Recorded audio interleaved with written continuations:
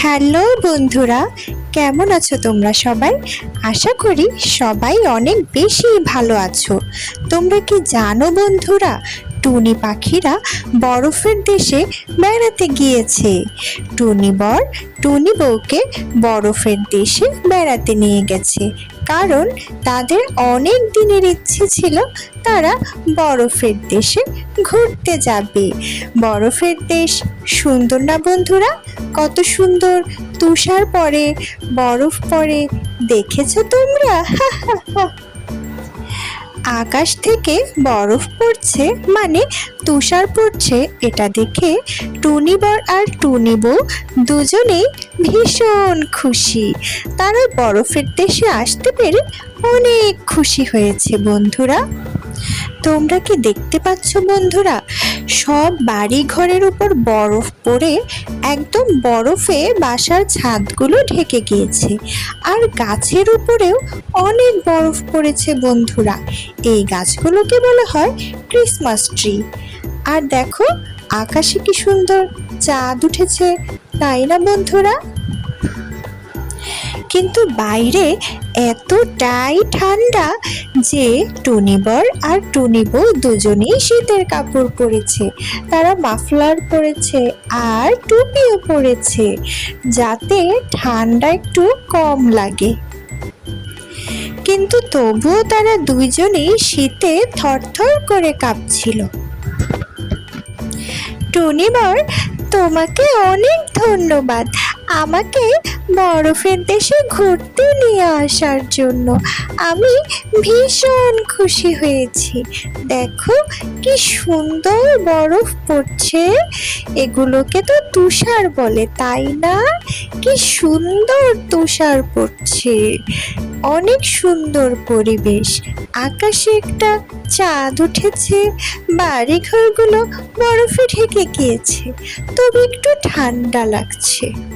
চলো আমরা বাসার দিকে রওনা দিই আর বাইরের প্রকৃতি উপভোগ করতে করতে বাসার দিকে যাই।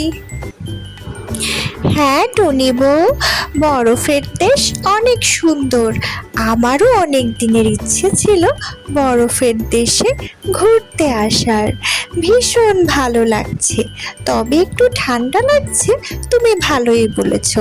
আমরা বাইরের প্রকৃতি দেখতে দেখতে বাসার দিকে রওনা দিই, তা না হলে ঠান্ডা লাগবে যে।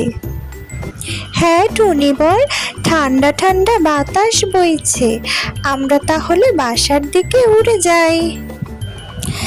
তখন টুনি বউ আর টুনি বর বাসার উদ্দেশ্যে রওনা দিল। টুনি বউ আগেই উড়ে গেল।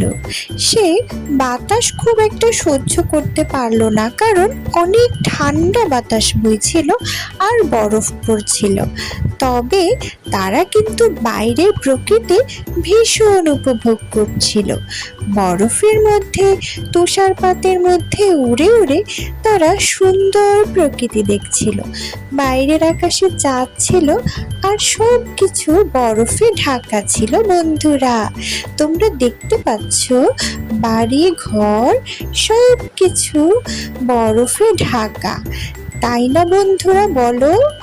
ওরা ওদের বাসার উদ্দেশ্যে যাচ্ছে আর সব কিছু এত সুন্দর সেটা ওরা উপভোগ করছে বন্ধুরা। টুনি পাখি আর টুনি বর উড়তে উড়তে ওদের বাসার কাছাকাছি প্রায় চলে আসলো বন্ধুরা।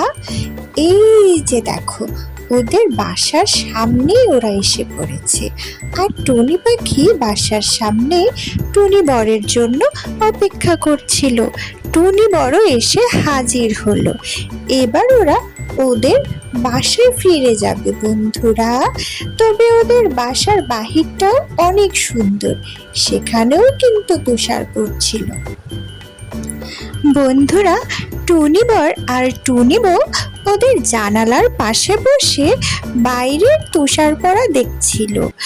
ওদের বাসার বাহিরটাও ভীষণ সুন্দর, তাই না বন্ধুরা বলো? টুনি বর বাসার মধ্যে ঠান্ডা বাতাসটা আসতে পারছে না, ঠান্ডা একটু কম লাগছে। তবে দেখো, জানালা দিয়ে বাইরের পরিবেশটা ভীষণ সুন্দর। বাহিরে বিশাল বড় একটা চাঁদ দেখা যাচ্ছে, বাইরে জোছনা দেখা যাচ্ছে, আর বরফে সবকিছু কেমন ঢেকে গিয়েছে। ভালো হয়েছে আমরা আগে ভাগে বাসায় চলে এসেছি, তা না হলে আমরাও এরকম বরফে ঢেকে যেতাম টুনি বর। হ্যাঁ টুনি বউ, তুমি ঠিকই বলেছ। এখন গায়ে ঠান্ডা বাতাসটা লাগছে না, ঘরের ভিতরে বসে বাইরের সুন্দর তুষারপাতের দৃশ্যটি দেখা যাচ্ছে। আমার তো ভীষণ ভালো লাগছে। আমরা এবার বরফের দেশে বেড়াতে এসে খুব ভালো করেছি। একটু ঠান্ডা লাগলেও বাইরের প্রকৃতি একদম অন্যরকম। সৃষ্টিকর্তার সৃষ্টি আসলে অনেক সুন্দর। আমার তো ভীষণ ভালো লাগছে টুনি বউ। বন্ধুরা, এভাবেই টুনি পাখিরা তাদের ঘরে বসেই বরফ দেখতে থাকলো আর প্রকৃতি সুন্দরভাবে উদযাপন করতে থাকলো। আমাদের টুনি পাখির গল্প যদি তোমাদের ভালো লাগে বন্ধুরা, তাহলে লাইক করো আর সাবস্ক্রাইব করো বন্ধুরা। আর তোমরা আমাদের চ্যানেলে চোখ রাখো পরবর্তী টুনি পাখির ভিডিও দেখার জন্য।